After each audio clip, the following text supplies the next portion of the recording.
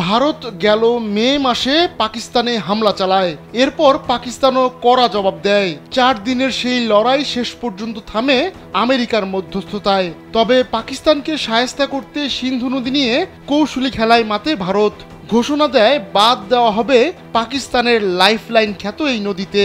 এ নিয়ে তখন উভয় পক্ষের কর্মকর্তাদের মধ্যে চলে কথার লড়াই। এবার পাকিস্তানের সেনাপ্রধান ফিল্ড মার্শাল আসিম মুনির যোগ দিলেন সেই লড়াইয়ে। পাকিস্তানের সেনাপ্রধান এখন যুক্তরাষ্ট্রে রয়েছেন। মাত্র 2 মাসের ব্যবধানে এটা তার দ্বিতীয় আমেরিকা সফর।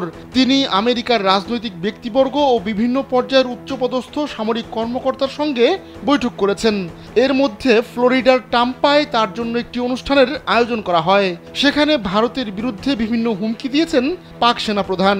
তিনি বলেছেন, যদি পাকিস্তানের অস্তিত্ব হুমকির মুখে পড়ে এবং পাকিস্তান ধ্বংসের মুখে পড়ে, তাহলে পুরো বিশ্বের অর্ধেক ধসিয়ে আমরাও নিজেরা ধ্বংস হব। আসিম মুনির বলেন, আমরা পারমাণবিক শক্তিধর দেশ। যদি আমরা মনে করি আমরা ধ্বংস হচ্ছি, তাহলে আমাদের সঙ্গে বিশ্বের অর্ধেককে ধসিয়ে নিয়ে যাব।